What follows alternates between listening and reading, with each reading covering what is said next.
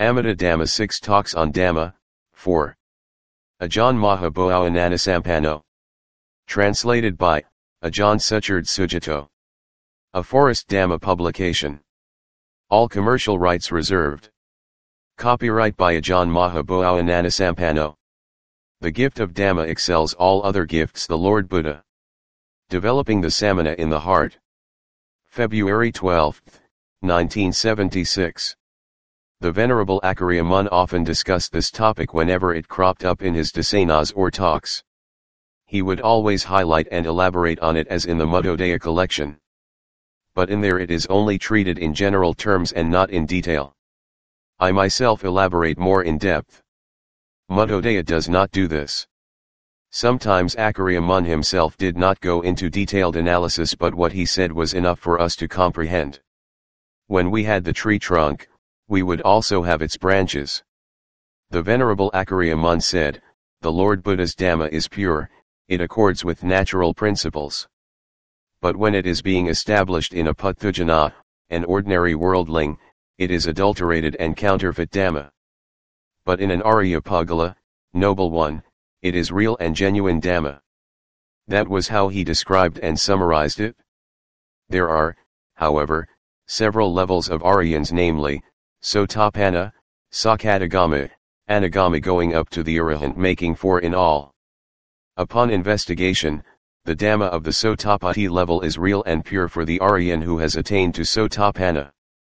But the levels of Sakadagama, Anagama, and Arahata must still be false within his heart, even though he can commit them to memory and fully knows the path of practice. They must still be suppositions, though he might be knowledgeable about them. The Sakadagama is still counterfeit on the levels of Anagami and Arahata, and the Anagami is false in the level of the Arahata Dhamma. It is not until the attainment of the Arahata Bhumi, plane, that every level of Dhamma becomes complete and perfect within the heart, without any trace of falsehood.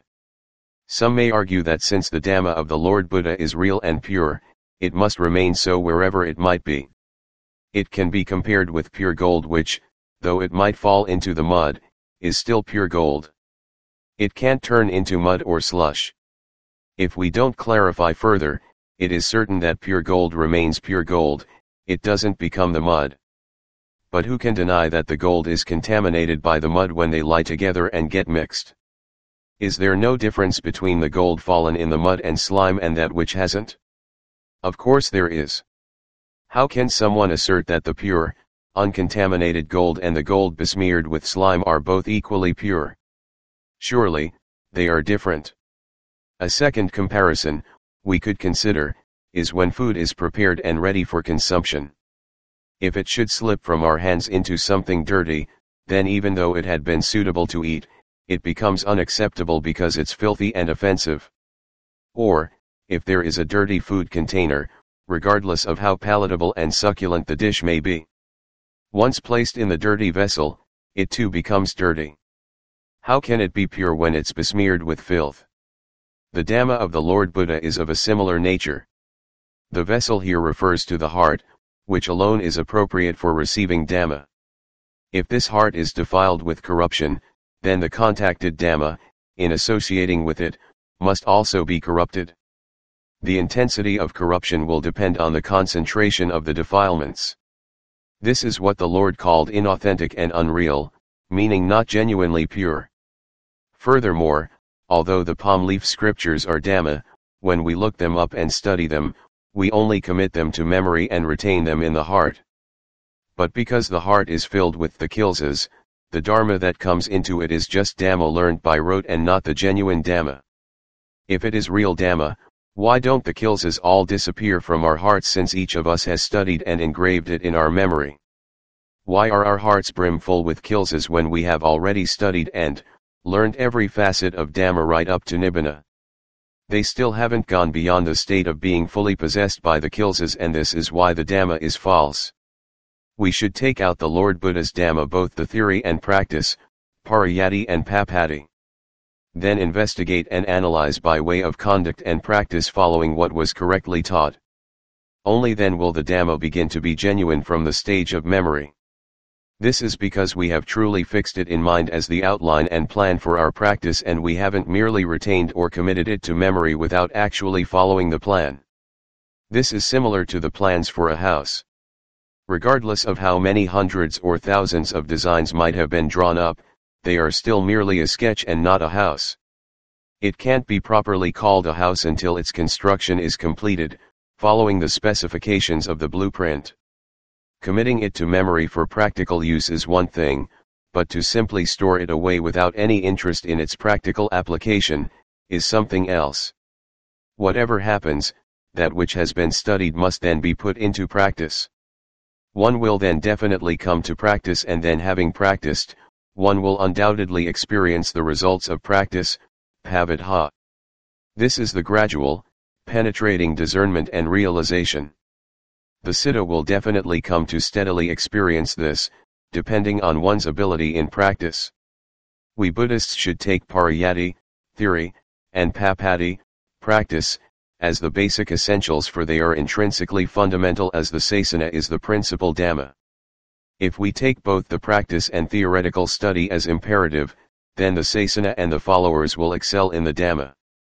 In virtue and in the knowledge and understanding that bring supreme coolness and peace to both the individual and the community at large. But the case here is that the sasana is merely learned by rote. It just remains inscribed on palm leaves. The followers go one way, that which has been memorized goes another way, and the way of practice goes in yet another direction. They don't harmonize but are all in a constant state of conflict right there in the same individual. Furthermore, it also disturbs and annoys other people, making them wonder how the followers of the Lord Buddha can be in such a mess. Such criticism is well-founded and irrefutable. Whatever is wrong must be accepted as such.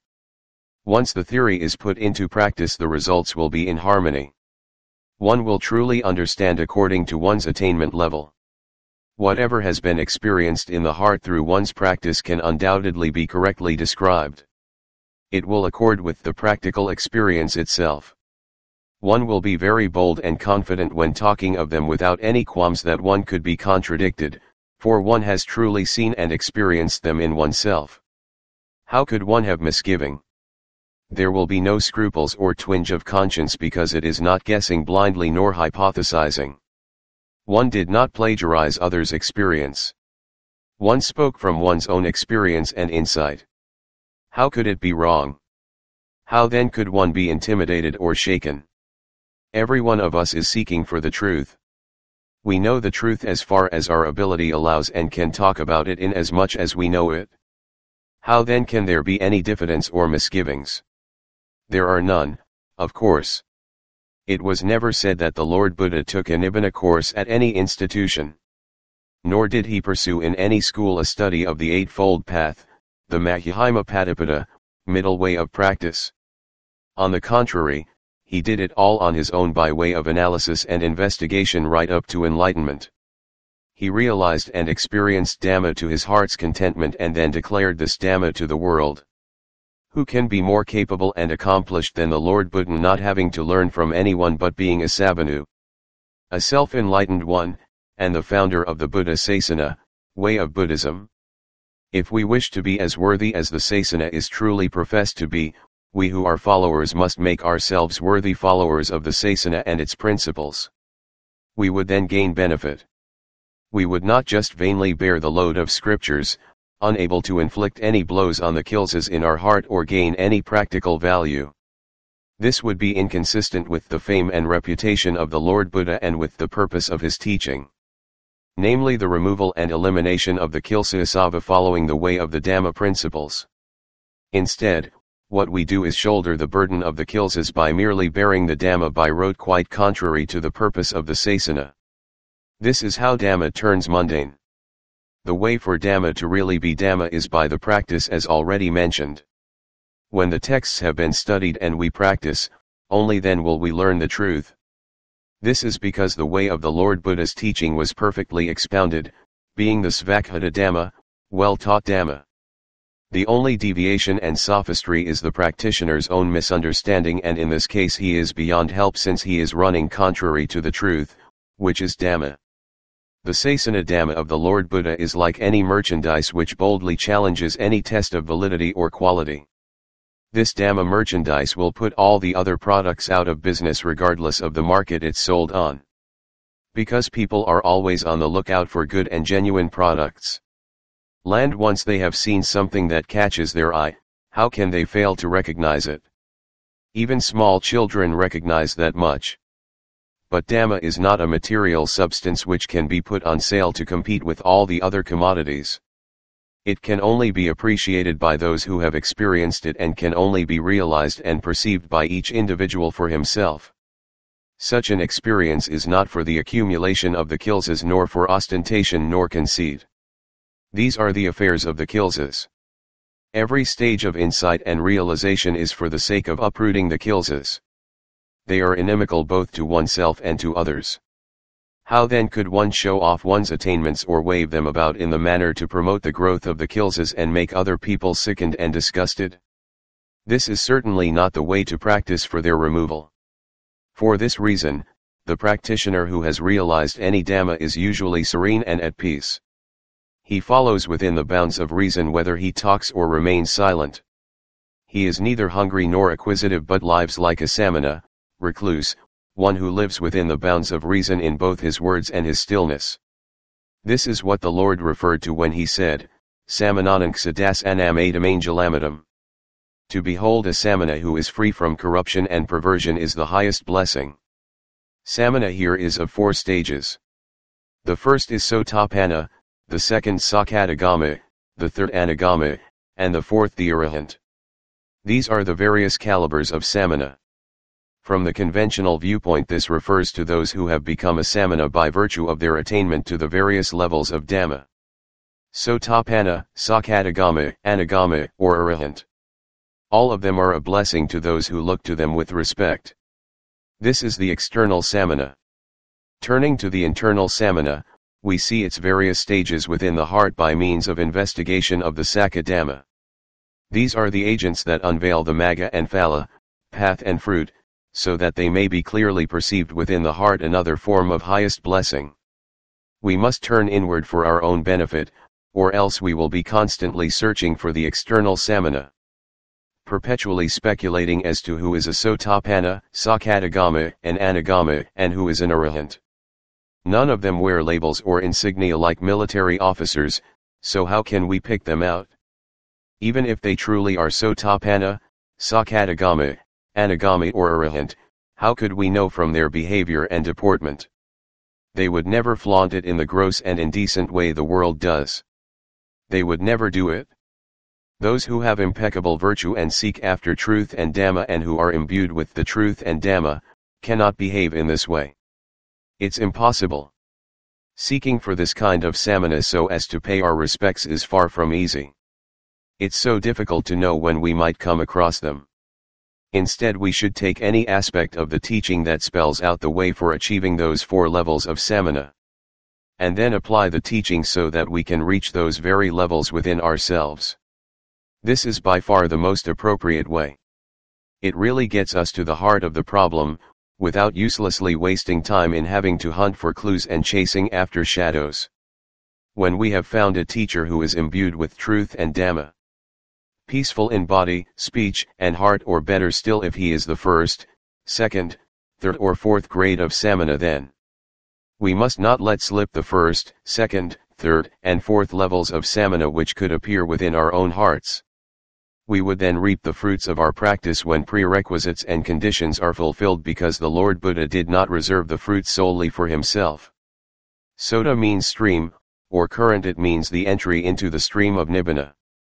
But we tend to speculate about various theories and models of what the nature of the stream of Nibbana is really like. How wide or narrow, how deep or shallow, how coarse or subtle, is this stream? This merely turns into sana aramana, imaginations or flights of fancy, which have no practical value. In fact, the stream refers to the realm of certainty, which is a guarantee that one will definitely arrive at the state free from dukkha. But, in any event, stream or no stream, the meditator should try to have inner peace. It is the citta itself, when being constantly and persistently nourished so as to grow in a fruitful and wholesome way that will become nibbana. A home is a home, a house is a house, earth is earth, water is water, air is air, and fire is fire. Neither earth nor sky nor space can become nibbana, nor lead one to nibbana. Nor can they be developed into a sotapanna, a sakadagama, an anagama, or an arahant. How then is it possible to make them into nibbana? The Siddha alone is capable of gradually eliminating all the veils of delusion from the heart by way of practice and conduct. Peace and happiness will naturally arise of their own accord. The reason why there isn't any peace, is because of those delusive influences that continually agitate and bother us. Day and night they disturb us with worry, anxiety, confusion, and instability, and in every position, whether standing, walking, sitting or lying down. It is just the kilsas that constantly disturb and confuse us and add chaos to our predicament. How then can we remain calm and peaceful? The path of the kilsas has been detrimental to living beings for eons and eons. They warrant the criticism and censure that is continually voiced by the Lord Buddha's Dhamma. Sentient beings invariably tend to take the kilsas as something worthwhile and beneficial.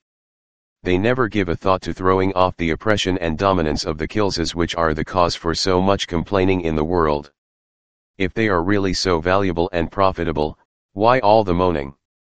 The actual cause for the complaining is simply the kilsas which bring about the dukkha and hardship. And this is why the Lord exhorted us to develop the Samana Dhamma. Samana means serenity. Once we become calm and serene, we will slowly become the first, second, third, and fourth samana within our heart. What is the way of practice for the attainment to these four samana? The Lord expounded this in general terms in the Dhammacakkappavattana Sutta, though not in great detail. A beginner in the way of practice might find it quite difficult to understand.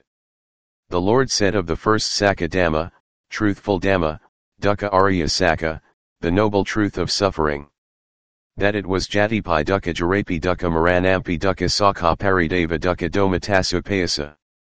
Birth, aging, and death is dukkha. This is the story of dukkha. How does this dukkha come to exist? It arises from birth. Birth is the origin of the arising of dukkha. The real agent of birth has its root in avijjapakaya sankhara, ignorance conditions the arising of sankhara. Indeed, what other than avijjapakaya sankhara can give rise to birth? The Lord started right here at the principal determinant. The Venerable Acharya Mun's way of analyzing it was very interesting. He said, Titi buddham avijjapakaya sankhara, ignorance of the primordial heart conditions the arising of sankhara. How is it possible for avijja to arise and subsist if it has no foundation and support? No father and mother for its origin? It must depend on Titi buddham avijjapakaya sankhara as the basis of birth, of life, and existence. This can then be differentiated into three categories.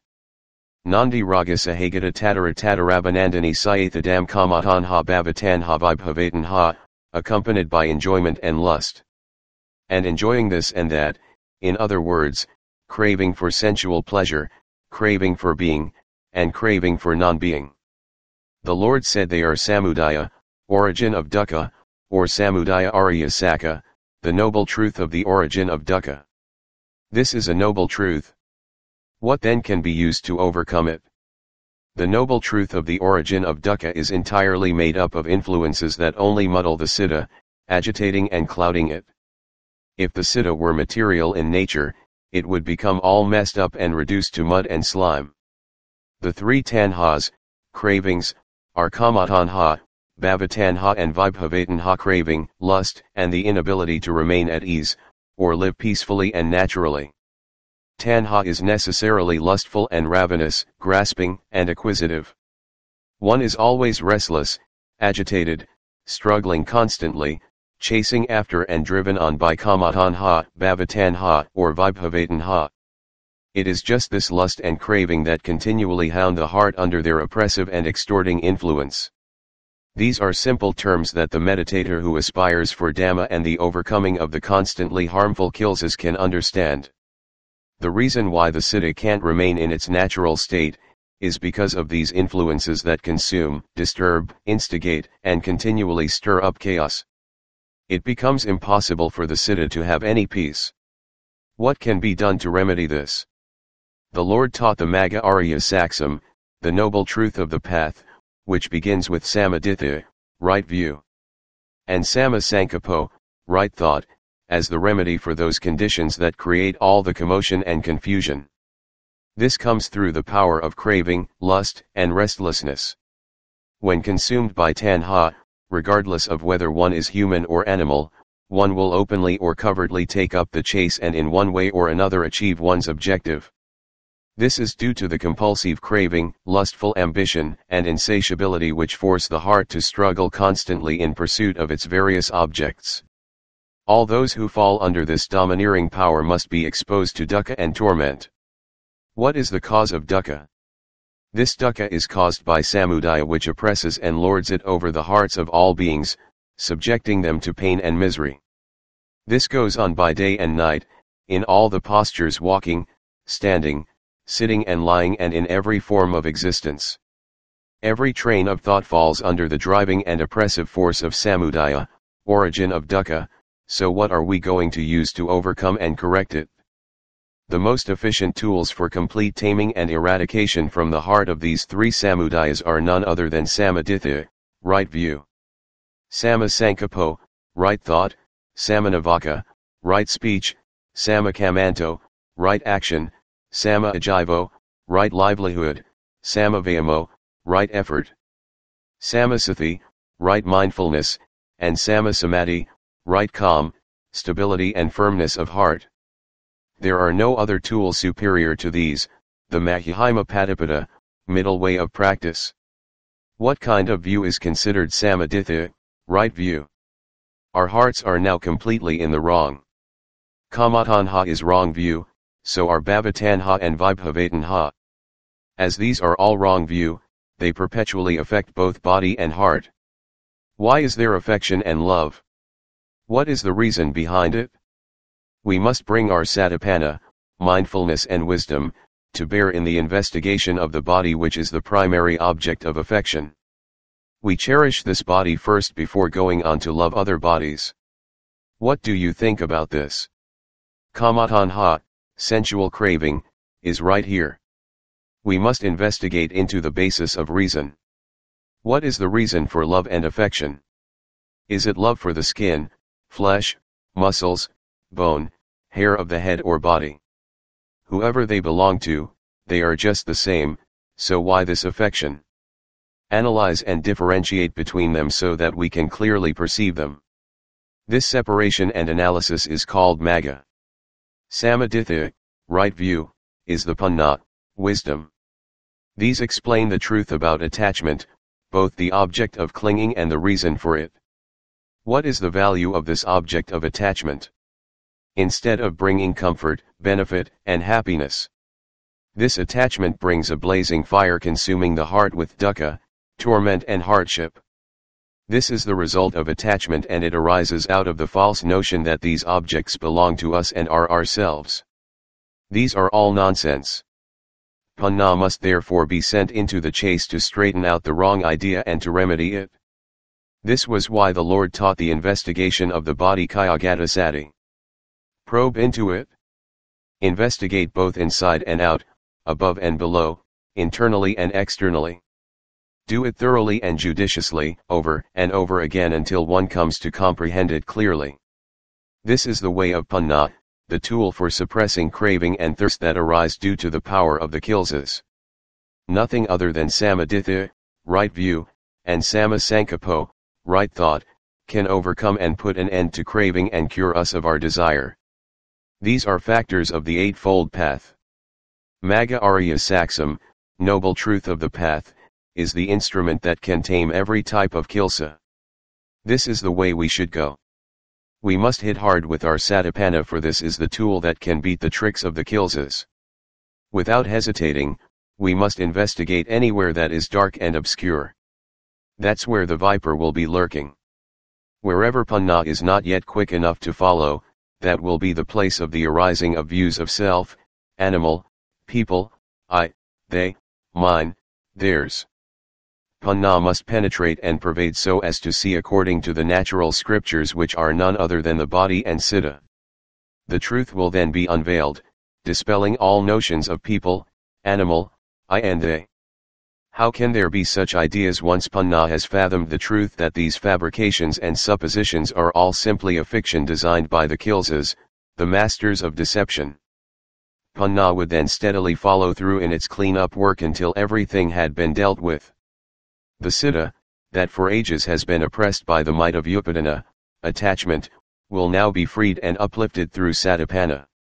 The titles of I and mine and the claims of dominion, especially over the 5 khandhas, will be uprooted.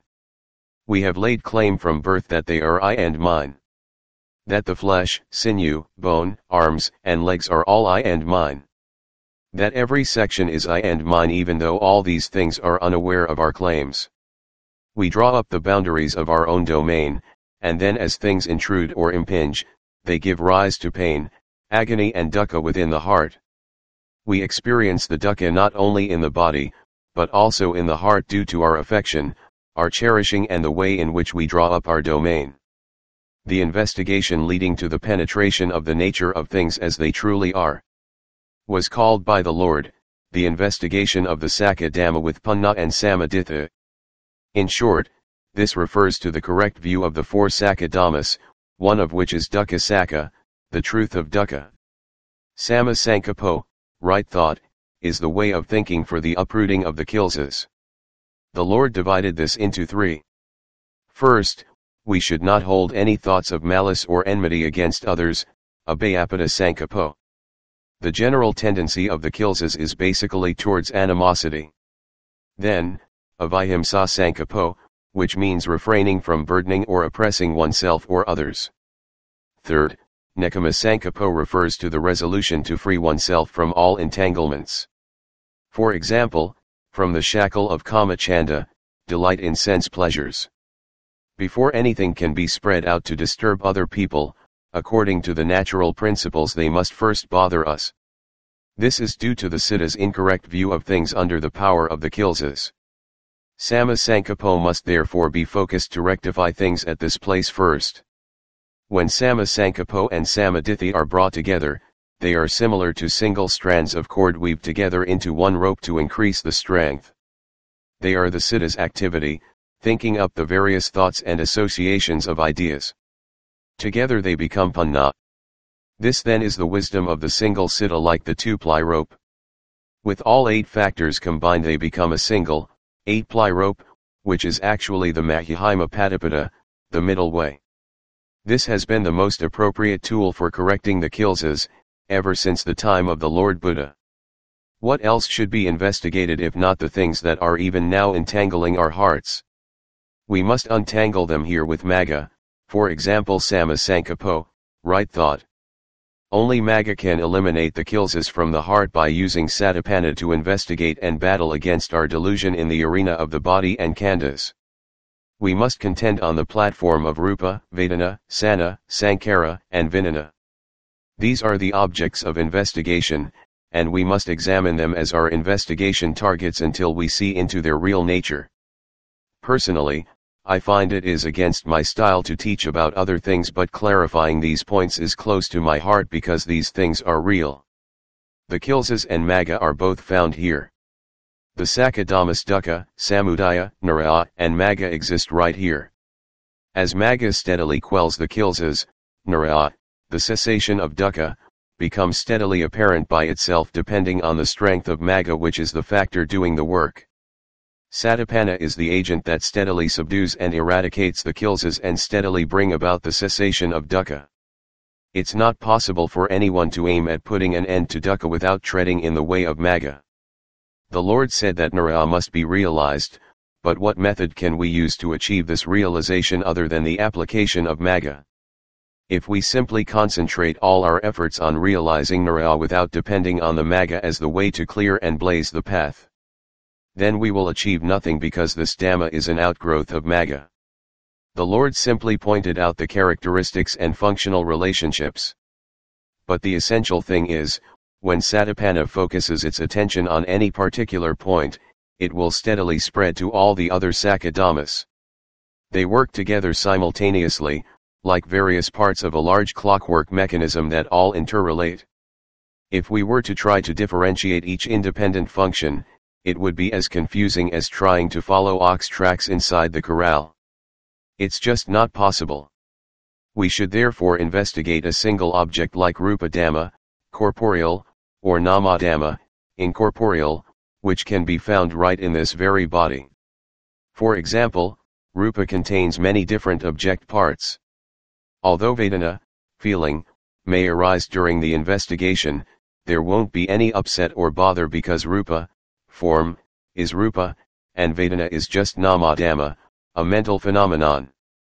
How could there be any self, any animal, or people, I or they? All Vedana, whether Sukha or Dukkha, satisfactory or not, have similar characteristics. How could they be self, animal, or people? They are just Nama Dhammas appearing in the Citta and acknowledged by it as a condition having the characteristic of Dukkha, or Sukha. They then disappear following the conditions that cause them to cease. See. Panna is able to discern everything because they really do exist and are not something mysterious or secretive. They manifest themselves openly and depend completely for their existence on the conditions that support their appearance. We continually see Rupa Kandha, the body, day in and day out. We have to put it to bed, lay it down, discharge its wastes, stand it up and take it for walks. Vedana is also constantly manifesting itself, even right at this very moment. Sukha and Dukkha are constantly taking turns to come up. The important thing is not to let the heart take on the Dukkha as well. If Dukkha comes, then it should be clear that this Kandha is Aniksa, Dukkha and Anatta. If you don't let the Citta get bound up with it, then the Citta won't suffer Dukkha. I have talked about this Vedana each day, so you should listen well and get to understand it. The Kilsas tenaciously cling to these 5 khandhas and have done so for countless ages, for eons and eons. This is why it is not sufficient to only investigate them every now and again. To only give a dasena about them every once in a while is also not adequate. It must be done repeatedly until it is fully understood and with complete confidence. The contemplation must similarly be carried out repeatedly until one fully understands. Then the letting go will follow of its own accord. There. Get to see it clearly. Where is Vedana? Where is Dukkha Vedana? Wherever it is, it must always be Dukkha Vedana. One can't make it into anything else. It must always be true to its natural state. Sana is recollection. How much have we recalled from the day of our birth until now? Can we find anything essential in these recollections? If they were truly self, animal, or people, and if we had to store them all away, we would probably not be able to find a chest big enough to contain them. We recall them ceaselessly. But as soon as they are recalled, they pass away without remainder. Listen. What real essence can be found in them? The Sankhara, thinking process, perpetually concocts from dawn till dusk, dusk till dawn. Sometimes it conceives so much that the heart gets upset and troubled. If it goes on and on, it can exhaust the heart to the point of a nervous breakdown. Sankhara is concocting or conceiving and it can be effectively curbed by no other means than Satipana. It can even cause death, for example with the person who pines away through some sorrow or disappointment. The Kilsas take the Sankharas as their concocting device as a means for applying pressure by perpetuating the conceiving and imagining. One conceives about this thing and that. Once Sankhara and Sana become the instrument of the Kilsas, they pierce through to the heart causing enormous agony and dukkha, even to the extent of insanity. People suffer dukkha because they think too much. Are Sankhara really so worthwhile? Vinana, sense awareness, merely acknowledges the contacted objects and then it spontaneously dies away. Where in all this is there any real essence to be found? These are the things we are deluded about, everything else is merely the byproduct of the Kilsas.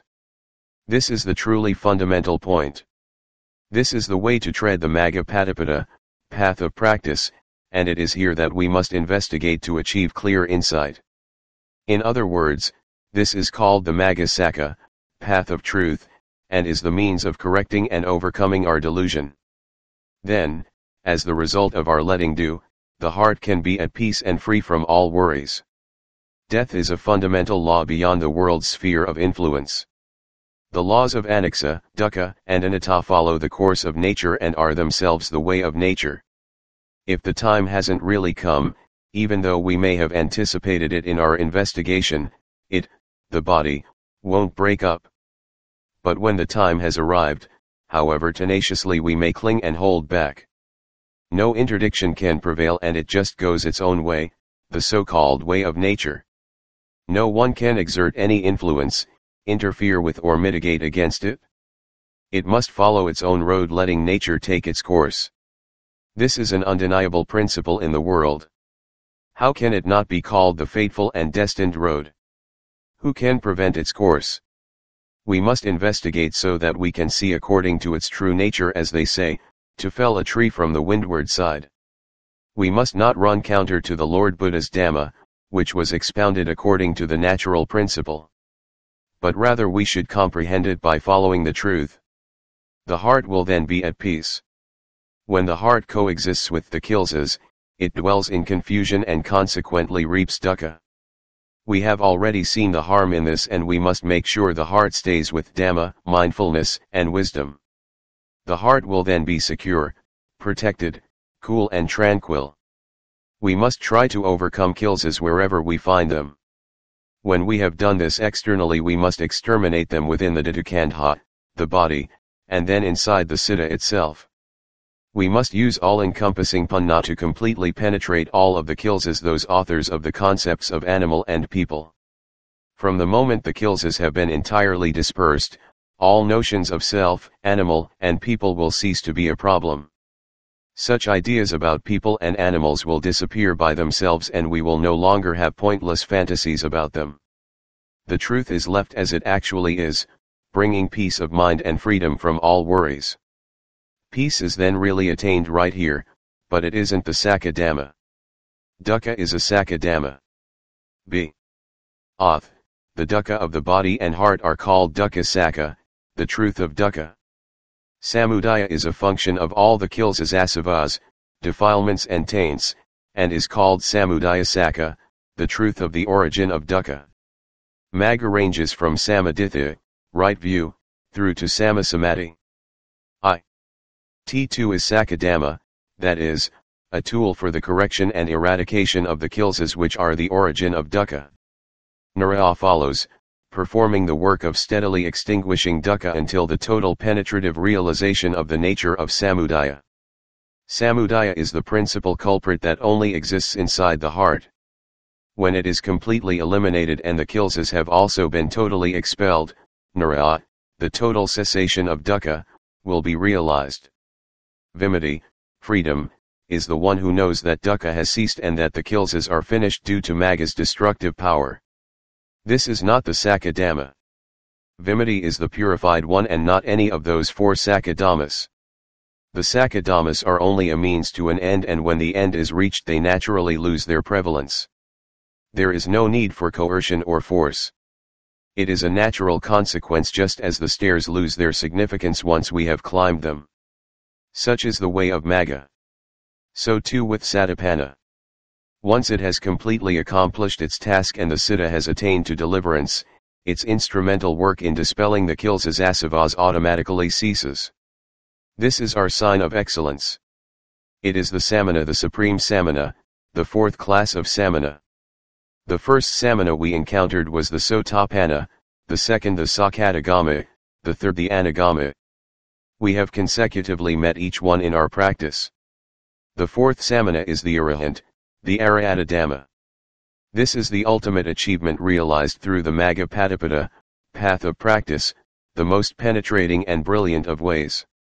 These four Samanas are found in this heart. Atamangalamidam, the highest blessing, is also found right here in our heart. There's no need to seek it elsewhere, because when the heart attains to the ultimate purity, that is becomes free from all oppressive influences. The heart itself is the ultimate and final blessing. Whatever has been discussed here about the Sakha Dhamma or the four Samanas, is all found within the one who knows, and nowhere else. This is the one who can achieve the four Samanas, and the one who endeavors in the work of emancipation, freeing himself from all bonds and oppression and arriving at the freedom of the fourth Samana. In short, they are right here within the one who knows. This is now the one who is absolutely certain, who discerns and perceives everything. The Kilsas can't destroy the Siddha. Though they may be capable of ruining many things and they might afflict the Siddha with hardship and suffering, they can't possibly annihilate it. This nature is unassailable, absolute, and permanent. It cannot be annihilated. At most, it may appear multifarious due to the things it comes into association and involvement with. Once cleansed, this nature is complete, perfect, and immaculately pure. Conventionally, it is called the Supreme Fourth Samana. In ultimate terms, it is the Arahata Dhamma inside the Siddha. This Siddha is now holy Dhamma. The Siddha is Dhamma, the Dhamma is Siddha. Either way, this truth is beyond disproof. There will be no more contradiction once there are no more Kilsas to create opposition. When they have all been totally eliminated, how can there be any dispute? This is how all issues are resolved. They cease right here. The cessation of dukkha occurs right here. Birth and becoming are ended and cease right at this point. Nowhere else. The one that takes birth and existence is precisely this one. The seed of birth and existence germinates from the Kilsas found within the Siddha, and this is why it must wander through the various realms of existence. It has suffered endless dukkha, affliction, upset and hardship due to the conditions and influences that perpetuate these experiences. Once these wrappings and generating sources are entirely removed, every problem will also end right here. Please contemplate and investigate this until you achieve the result. This heart can be transformed to excellence. Every man and woman, layman, and those gone forth can attain to this realization and enlightenment because it depends neither on sex, age or anything else. May I conclude this Dasena at this point.